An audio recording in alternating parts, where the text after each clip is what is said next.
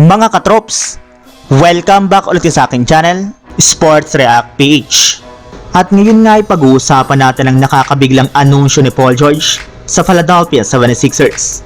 Pag-uusapan na rin nga natin dito sa ating panibagong video ang sinabi ni Chris Finch sa pagkatalo ng Minnesota Timberwolves sa Los Angeles Lakers.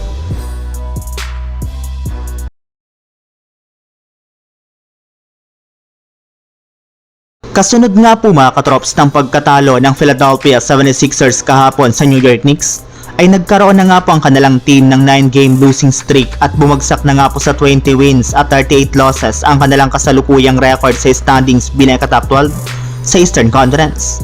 Lumalaki na rin naman nga po ang agwat sa kanila dito ng ika-top 10 na Chicago Bulls na umabot na sa 2.5 games. Ibig sabihin, mas lalong nagdedelikado na nga po ang sitwasyon at kalagayan nila ngayon dahil malaki na nga po ang posibilidad na hindi na sila makapasok pa sa play-in tournament. At sa ipinapakitang performance pala nga po ng kanilang team ay mukhang wala na nga po silang kakayahan pa na maipanalo ang kanilang mga susunod na laban. Kaya mismo ang kanilang superstar na nga po na si Paul George ang nag-anunsyo na ititigil muna nga po niya pansamantala ang kanyang sariling podcast upang sa ganon ay makapag-focus nga po siya sa pagre-recover mula sa kanyang mga natamong injury at maisaayos na rin ang kanyang mental health. Sa ganitong paraan nga po mga katrops ay mapagtutuunan nga po niya ng pansin ang mga natitirang laro ng Philadelphia 76ers dahil gusto nga po niyang makabuo sila ng masolidong chemistry at para maibaliktad pa nga po nila ngayong season ang kanilang sitwasyon. Samantala, punta naman tayo sa ating sunod na pag-uusapan sa sinabi ni Chris Finch sa pagkatalo ng Minnesota Timberwolves sa Los Angeles Lakers. Mismong si Anthony Edwards na nga po mga katrops ang kusang nagsorry sa buong team ng Minnesota Timberwolves since hindi nga po niya nakontrol ang kanyang emosyon sa kanilang laban. Hindi na nga po siya nakatulong at nagbigay pa nga po siya dito ng problema sa kanilang kupunan.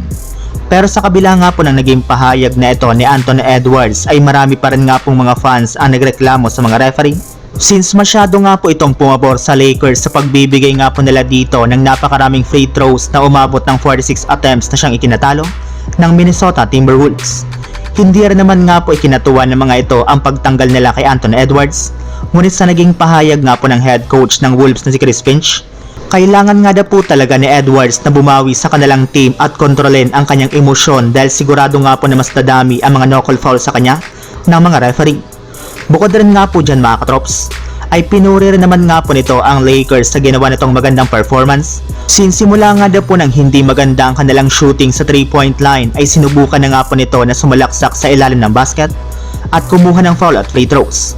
And since nga po masyadong nahihirapan dito ang Wolves na makadepensa, ay napapabayaan nga po nila ito. Binigyan na rin naman nga po nito sina Luka Doncic at LeBron James ng credit sa pagpasok ng kanilang mga ginawang crucial basket na siyang rason bakit nakuha pa nga po ng Lakers ang momentum sa huling mga minuto ng laro. So yun lang mga katrops, ang handog kong story ngayong araw. Sana nag-enjoy kayo, please like and subscribe my YouTube channel, Sports React PH para sa iba pang story at update patungkol sa NBA. Kita-kits muli sa ating susunod na video.